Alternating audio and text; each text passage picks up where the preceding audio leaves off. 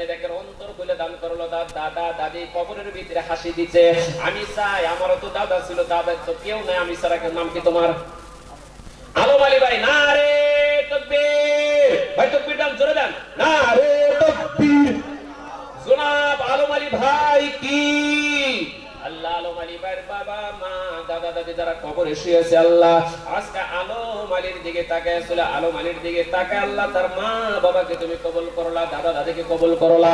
আল্লাহ এই বউটুকের ভিতরে কারো জানি মা নাই বাবা নাই, হাজার হাজার টাকা ছেলে মেয়ের জন্য খরচ করে। আল্লাহ আজকে মা বাবার একটা জান্নাতি দশক চাইছি, তাদের দিতে ইচ্ছা হয় না রে আল্লাহ। আল্লাহ তুমি গোসা করে তার ছেলে মেয়েকে তুমি বেমার লাগাইও না রে আল্লাহ। অনেক জায়গায় দেখা যায় মা বাবার কথা মনে হলে ছেলেরা দান করতে পারে না, নিজের ছেলেদেরকে নিয়ে তুমি পরিশোধ নাও, তুমি প্রতিশোধ নিও না। আল্লাহ তার ছেলে মেয়ের হায়াত বাড়াইয়া দিও, সকলে বলেন আমিন। আল্লাহ এখান থেকে নেন।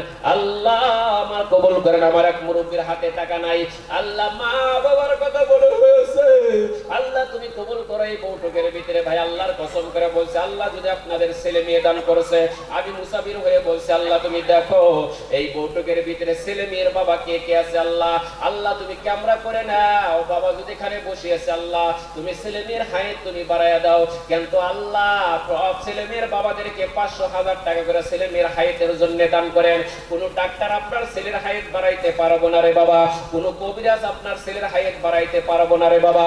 কোন সময় দেখা যায় ছেলের বেমারের জন্য নিয়ে গেছেন কলকাতার জমিনে, লক্ষ্য করে যায় দেখেন কলকাতার জমিনের ভিতরে কাজ হয় না ভাই, সিন্নার জমিন থেকে আপনার ছেলের মরা লাশ আনা লাগে। আল্লাহ যদি ইচ্ছা করে আপনার ছেলেকে জীবনে হাসপাতালের জমিনে নেবে না রে বাবা। এতগুলা মানুষের সম্মুখে বলছি ভাই আল্লাহর রাস্তায় ছেলের জন্য ডাক্তারের কাছে চলে গেলে ভিজিট, তাদের ঘরে ছেলে নিয়ে আছে 500